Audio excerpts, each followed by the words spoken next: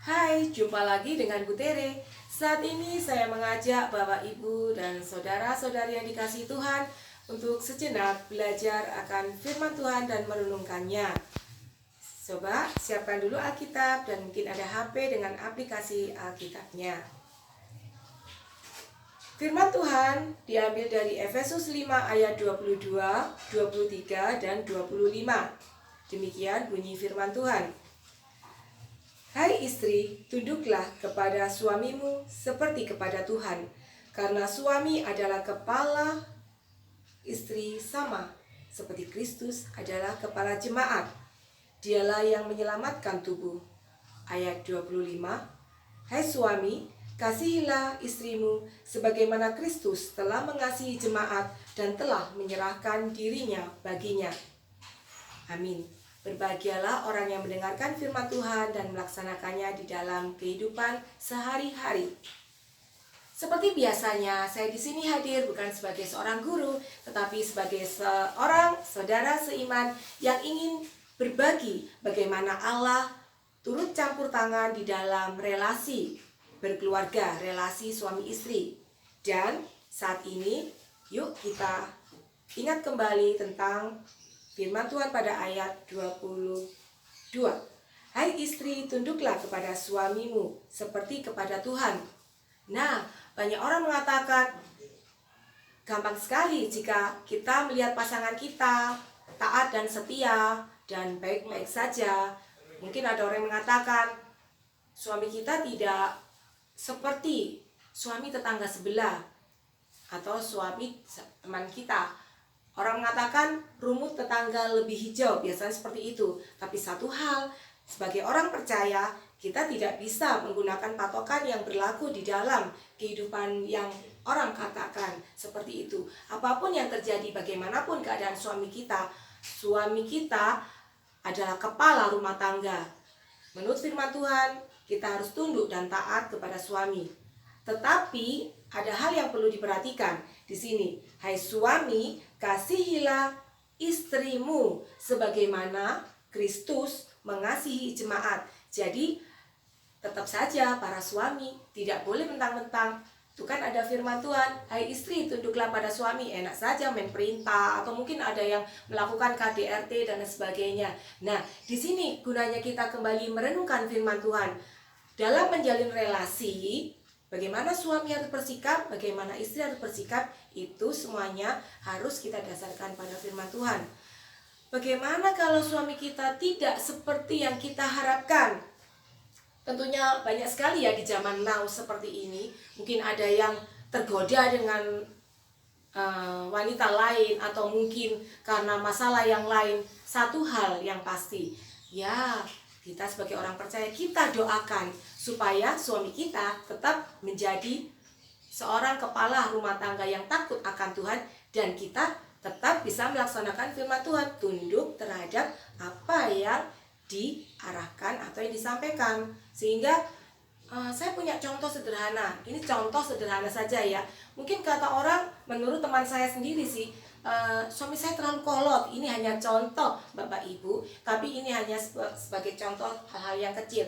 Saya mau pergi ke toko dekat jalan raya, saya tidak sebutkan nama karena tidak promosi ya. Saya mau pergi keluar, lalu saya menggunakan celana pendek.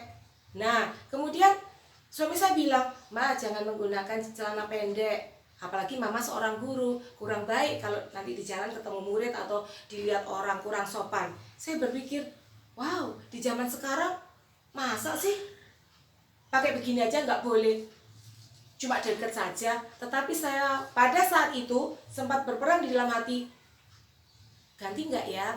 Saya mau belajar bahwa, hai istri, tunduklah kepada suamimu. Ya saya mau belajar, hal kecil kan, ganti celana panjang kan kecil. Tapi saya mau belajar lah, ini contoh Bapak Ibu. Tapi mungkin ada yang bilang, sekarang nih dalam hati, Pak, pasti suaminya ibu ini terlalu kolot ya. Saya sih nggak apa-apa kayak pakai celana pendek. Nah itu masalah kebijakan tiap relasi atau rumah tangga. Tapi yang mau saya kasih contoh bahwa mari kita belajar, apa yang disampaikan kita pertimbangkan, ya kalau itu baik kita ikuti. Nah Bapak Ibu yang dikasihi Tuhan, banyak sekali hal-hal yang lain. Sampai-sampai sahabat saya mengatakan sendiri, saya nggak berani loh ngajak Bu Tere jalan-jalan pulang kerja. Karena waktu pulang kerja, yuk kita pergi ke mall yuk belanja. Lalu saya bilang, sebentar ya, saya mau izin suami saya dulu. Aneh kan di zaman sekarang ini, zaman modern. Wanita kan mandiri, apalagi bisa cari uang sendiri. Bisa ke sana kemari belanja dengan uangnya sendiri. Tapi Bapak Ibu, mari kita belajar kembali kepada firman Tuhan. Bahwa kita tetap, Pak, boleh nggak aku pulang kerja jalan-jalan sama my friend, my best friend? Kalau boleh, it's okay, aku jalan. Kalau enggak, ketika itu suami saya mengatakan, jangan, nanti besok aja minggu jalan-jalan sama papa. Ya, saya kembali berperang dalam hati. Masa sih saya dapat uang, saya punya ATM, saya enggak boleh jalan-jalan sendiri. Tapi ya sudahlah, karena saya mau belajar tunduk dan taat pada suami, saya batalkan dengan teman saya. Maaf ya Bu, saya nggak bisa pergi. Nah, ini hanya sebagai contoh kecil. Tapi mungkin dengan kita belajar mengekang diri atau belajar menaati hal yang kecil, maka suatu saat kita bersama Tuhan kita bisa menjalin relasi itu dengan segala keadaan dan segala perkara. Yakin kita pasti bisa. Tapi jangan lupa, para suami, kasihilah istrimu. Jadi jangan mentang-mentang kamu udah boleh pergi, tapi nggak diajak jalan-jalan ya. Sedih dong. Jadi semuanya perlu dibicarakan. Dan satu hal, dalam relasi suami istri, sertakan Tuhan di dalam keluarga kita. Karena Allah adalah kepala rumah tangga. Bersama Yesus kita dapat menjalin relasi suami istri yang menjadi berkat dalam keluarga itu dan dimanapun kita berada. Tuhan memberkati.